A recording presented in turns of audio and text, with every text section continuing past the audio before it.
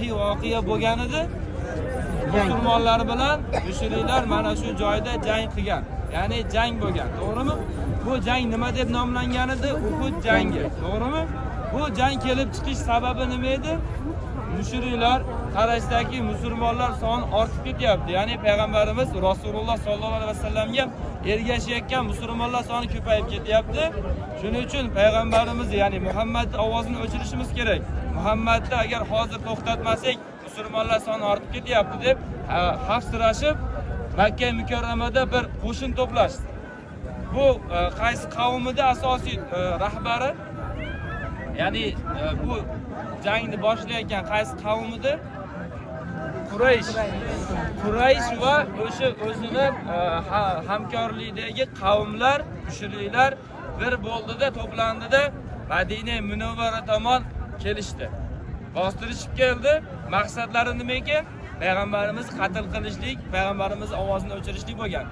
Endi mushriklarni Madina Munawvara tomon bostirishib kelayotganini Rasululloh sollallohu alayhi vasallam xabarini eshitdilarda, jangga yaroqli insonlarni saralay boshladilar. Ya'ni jangga chiqib, qurol ko'tarib jangga chiqa oladigan odamlarni saralay boshladilar. Ya'ni yosh katta bo'lsa ham qo'liga qurol olib jang qila oladimi? Ya'ni jangchilar safiga o'tkazorgan. Eshityapsizmi? Yosh katta bo'lsa ham, ya'ni bir 50 yosh, 60 yosh taqriban, Allohu a'lam, jangga yaraydimi? Jangchilar safiga qo'shilorgan. Endi mana shu jangchilar safida ayollar ham bo'lgan. Eshityapsizlarmi? Mana shu jangchilar safida ayollar ham jangga chiqqan, Uhud jangida. Va yosh bolalar ham chiqqan. Bu yosh bola deydi, qaranglar, bir bola kelib, "Ya Rasululloh, men ham jangga qatnashmoqchiman. Meni ham safga oling, askarlaringiz safiga oling meni ham" deganlarida, "Sen hali yosh ekansan, orqangga qaytib ket" deydi. 2 bor, 3 bor Rasulullohga murojaat qiladi, payg'ambarimiz hali yosh bolani qaytarib oladi. Va aytadiki, o'sha bola, "Ya Rasululloh, men juda mohir kamonchiman. Juda mohir kamonchiman. Aytgan joyingizga urib beraman. O'q uzib, ya'ni mo'ljal qilib bergan joyingizni chiyib bera olaman" deydi. Mayli deydi, bir joyda Rasululloh ko'rsatadilar, o'sha yosh bola kamonchi aytgan joyga urib beradi. Mayli, o'ting deydi. Endi jangchilar saralayotganlar, yana bir yosh bola keladi. "Ya Rasululloh, meni ham jangga oling. Men ham jangga qatnashmoqchiman" deydi. "Yo'q, unamaydi Rasululloh, qaytarib oladi. Ya Rasululloh, hozirgina meni do'stimni jangga oldingiz. Ya'ni o'sha kamonchi do'stimni jangga oldingiz. Men u bilan kurashsam, kurashda yengib qo'yaman" deydi. Ya'ni men agar kurashda yengsam, mayli meni jangga oling, agar yengiy olmasam orqamga qaytib ketaveraman.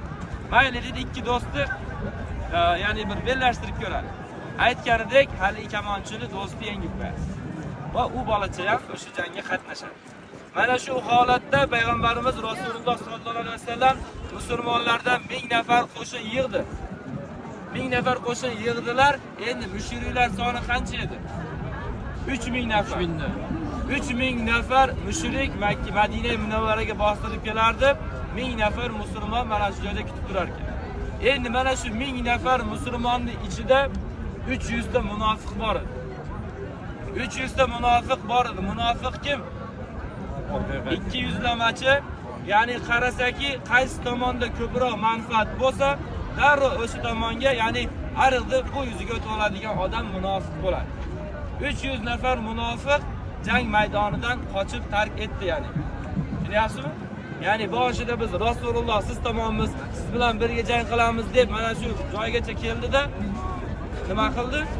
Jang maydonini tark etdi. Va u 300 nafar munofiq nima qilgan edi? Bu atayin uyushtirilgan edi. Uhud mana shu maydonda jang bo'lishligini bilib, shu joylariga Uhud maydoniga qaranglar, hamdoq qazishib qo'ygan edi, chuqurlar qazishib qo'ygan edi. Bu chuqurlar mushriklar uchun emas, musulmonlar tushib ketib aziyat ko'rsin deyilgan ma'noda qilingan edi. Tushunyapsizlarmi? 300 nafar munofiq chiqib ketdi. 1000 nafardan 300 tasi chiqib ketsa nechtasi qoladi? 700 ta qoladi.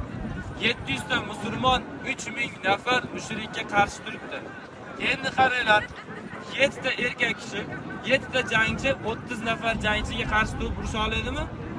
Mana 7 kishimiz saraladik. İçimizde 7 ta eng zabardast, eng baquvvat akalarni to'pladik.